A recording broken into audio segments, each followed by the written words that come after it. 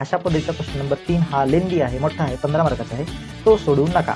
म्हणजे स्किप करू नका, लिहायचा आहे तो. आणि हे झाला सायन्स अँड टेक्नॉलॉजी पार्ट 1 चा पेपर पॅटर्न. ठीक आहे. याच्यानंतर आपला science and technology part 2 paper pattern with example येणार आहे. व्हिडिओज व्यवस्थित फॉलो करा, मित्रांना शेअर करा, चॅनलला सबस्क्राईब. नमस्कार मित्रांनो, नालंदा कोचिंग क्लासेस या मराठी यूट्यूब चॅनलवरती तुमचं मनपूर्वक स्वागत आहे.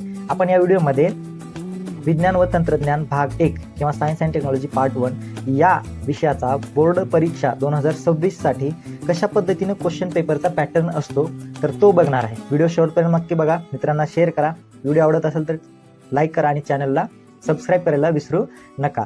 तर हा सिलेबस आहे तुम्हाला पूर्ण 2026 ला जो सिलेबस येणार आहे तर त्यामध्ये काय आहे, प्रश्नपत्रिका जी येणार आहे किंवा क्वेश्चन पेपर जो येणार आहे तर ह्या पूर्ण सिलेबसवरती असणार आहे. त्यात गुरुत्वाकर्षण हा टॉपिक असेल, मूलद्रव्यांच्या आवर्ती वर्गीकरण, रासायनिक अभिक्रिया समीकरणे त्याच्यावरती, त्यानंतर विद्युत धारेचे परिणाम असेल, उष्णता असेल, प्रकाशाचे अपवर्तन, भिंगे व त्याचे उपयोग, धातू विज्ञान असेल, कार्बनी संयुगी असेल किंवा अवकाश मोहिमा असेल. या 10 टॉपिकवरती तुम्हाला 40 मार्काचा पेपर असतो. 40 पैकी 40 मार्क तुम्हाला पडत असतात आणि शाळेमधले 10 मार्क हे सुद्धा तुम्हाला आउट ऑफ मार्क पडत असतात. असा एकूण 50 मार्काचा पार्ट 1 सायन्स पार्ट 1 हा विषय आहे. तर त्यामध्ये तुम्हाला पेपर कसा असतो तर तो आपण एकदम व्यवस्थितपणे एक्झाम्पल सहित म्हणजे एखादा क्वेश्चन कसा येतो तर त्याच्यासाठी ते सुद्धा येथे सांगणार आहे. व्हिडिओ शेवटपर्यंत नक्की बघा.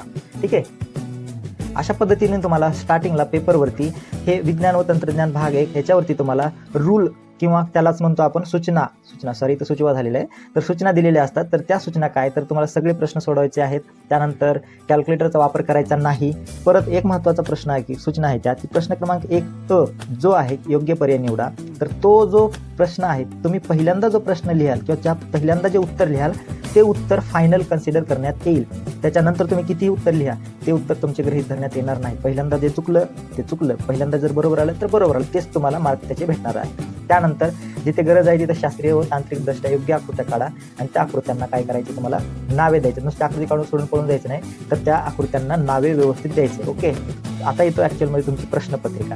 तर त्यात पहिला प्रश्न जो आहे प्रश्न क्रमांक 1 हा चूज करेक्ट अल्टरनेटिव्ह म्हणजे योग्य पर्याय निवडायचे आहेत. 5 तुम्हाला असे प्रश्न दिले जातात. त्या 5 पैकी तुम्हाला 5च्या 5 प्रश्न सोडवायचे आहेत. एक प्रश्न असतो आणि त्याच्या खाली 4 ऑप्शन्स असतात. ठीक आहे. त्यात फॉर एक्झाम्पल जर बघायचं झालं तर की for the normal human eyes the near point is at असा प्रश्न असतो. म्हणजे माणसाच्या सामान्य डोळ्यासाठी किती नियर पॉईंट असतो तर तो फॉर एक्झाम्पल त्यांनी दिलेला ऑप्शन की 10 सेंटीमीटर असेल, 20 सेंटीमीटर असेल किंवा 25 सेंटीमीटर असेल किंवा 30 सेंटीमीटर असेल. हे अशा पद्धतीने तुम्हाला ऑप्शन्स असतील. हे ऑप्शन्स करेक्ट चूज करून तुम्हाला ते वाक्य परत एकदा लिहायचं. नुसतंच ऑप्शन नाही लिहायचं तर ते वाक्य परत लिहायचं आहे. एखादा पहिला प्रश्न आहे तुम्ही नुसतंच त्याचा ऑप्शन लिहून चाललाय तर त्याला तुम्हाला निगेटिव्ह पॉईंट म्हणजे निगेटिव्ह पॉईंट वाटतो त्या पेपर चेक करण्यात. त्याच्यामुळे वाक्य पूर्ण लिहायचं. जे उत्तर आहे त्या उत्तराला तुम्ही अंडरलाईन करायला विसरायचं नाही. ठीक आहे. क्वेश्चन नंबर 1B मध्ये खालील प्रश्नांची उत्तरे लिहा. तर या प्रश्नामध्ये काय असतं तुम्हाला वेगवेगळ्या प्रकारचे प्रश्न विचारले जातात. टोटल 5 प्रश्न आहेत आणि प्रत्येकी 1 मार्क आहे. तर त्यामध्ये फाइंड ऑड म्हणजेच वेगळा घटक ओळखा. त्यानंतर कम्प्लीट करेक्शन खाली दिलेलं एखादं स्टेटमेंट असेल किंवा एखादे वाक्य असेल किंवा काय म्हणतो त्याला रासायनिक अभिक्रिया असेल तर ती कम्प्लीट किंवा करेक्ट करायची असते. त्यानंतर ट्रू फॉल्स असेल. परत मॅच द कॉलम्स असतील. कॉलम दिला असेल तर त्याला मॅच करायचं असतं. आणि वन लाईनर एखादा प्रश्न असतो किंवा क्वेश्चन असतो. वन लाईनर एखादा क्वेश्चन असतो. अशा पद्धतीचे 5 प्रश्न या प्रश्नाच्या प्रकारात विचारले जातात.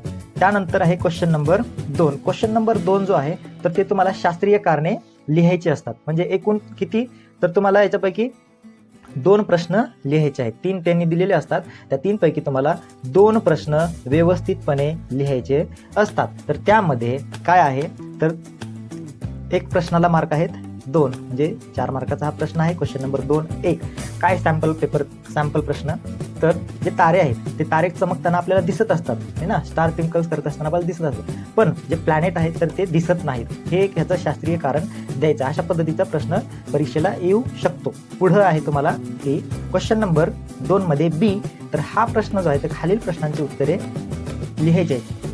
कोणतेही 3 प्रश्न लिहायचे तुम्हाला.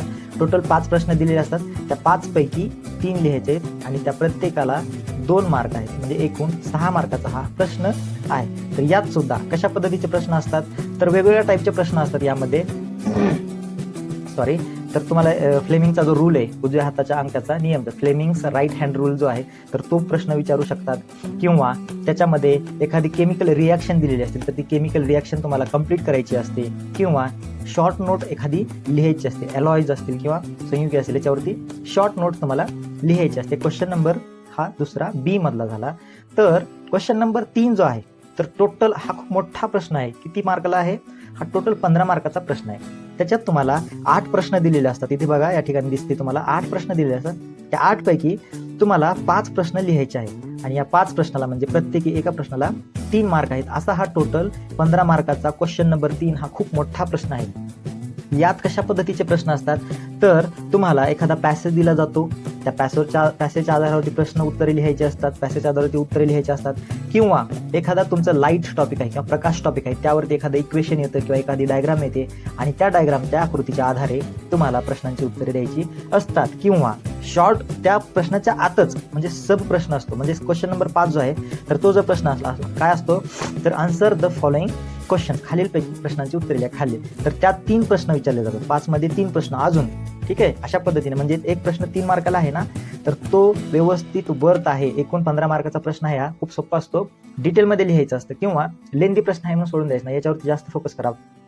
20-30% सुद्धा इथे कव्हर होतात. अजून परत एकदा सांगतो. फॉर एक्झाम्पल, समजा जर प्रश्न क्रमांक 1 हा लाईट टॉपिकवरती आला, त्याच्यामध्ये तुम्हाला एखादा डायग्राम दिला जातो. अशा पद्धतीचा डायग्राम असेल की कशा पद्धतीनं हे चेंजेस होत आहे, तर ते तुम्हाला त्या प्रश्नाच्या आधारावरती, त्या डायग्रामच्या आधारावरती तुम्हाला उत्तरे लिहायची असतात. डायग्राम थोडी व्यवस्थित येत नाहीये, सॉरी त्याबद्दल, पण तुम्ही समजून घ्या की काय येतं परीक्षेला. 8 प्रश्न असतात, त्यापैकी 5 लिहायचे असतात आणि त्या प्रत्येक एका प्रश्नाला 3 मार्क, म्हणजे एकूण 15 मार्काचा हा प्रश्न आहे.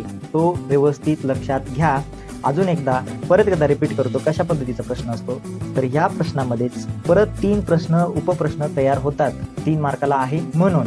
फॉर एक्झाम्पल, खालील प्रश्नाची उत्तरे द्या. त्यात डिफाईन हायड्रोकार्बन्स बद्दल माहिती लिहा. पहिला प्रश्न झाला. म्हणजे क्वेश्चन नंबर 4 सांगतो. जर आलाच परीक्षेला तर तो येईल खालील प्रश्नांची उत्तरे लिहा. त्यात पहिलं येईल डिफाईन हायड्रोकार्बन्स बद्दल माहिती द्या. दुसरा, नेम द टाइप्स ऑफ हायड्रोकार्बनचे प्रकार कोणते आहेत तर ते लिहायचे. त्यानंतर तिसरा प्रश्न येऊ शकतो की name 2 carbon compound use in day by day, म्हणजे आपण रोजच्या जीवनामध्ये जे वापरतो त्याच्या 2 कार्बन कंपाऊंडची नावे आपल्याला लिहायला ते सांगितले असतात. ठीक आहे. अशा पद्धतीचा क्वेश्चन नंबर 3 हा लेंदी आहे, मोठा आहे, 15 मार्काचा आहे. तो सोडू नका म्हणजे स्किप करू नका, लिहायचा येतो. आणि त्यानंतर येतो तुमचा शेवटचा प्रश्न, तो आहे क्वेश्चन नंबर 4. त्यात तुम्हाला एकच प्रश्न सोडवायचा असतो की आपल्याला 2 प्रश्न विचारतात, त्यातला एक प्रश्न सोडवायचा असतो आणि त्याला 5 मार्क असतात. सगळ्यात मोठा प्रश्न आहे हा. ठीक आहे. 3 मार्क 4 मार्कापर्यंत आहे, पण हा सगळ्यात मोठा म्हणजे 5 मार्काचा हा प्रश्न आहे. त्यात कशा पद्धतीचे प्रश्न येतो, 2 प्रश्न असतात, एक मोठा प्रश्न असतो आणि त्यात सब क्वेश्चन्स असतात. म्हणजे 5 मार्काला आहे म्हणजे 5 सब क्वेश्चन्स असतात. फॉर एक्झाम्पल, एखादा प्रश्न सांगतो तुम्हाला, observe the following figure and answer the following questions. एखादी फिगर दिलेली असते, एखादा डायग्राम दिलेला असतो, तर त्या डायग्रामवरती तुम्हाला 5 त्याच्यावरती उपप्रश्न सोडवायचे असतात, प्रत्येकी 1 मार्क. म्हणजे असा हा टोटल 5 मार्काचा प्रश्न या ठिकाणी आपल्याला कव्हर करायचा असतो.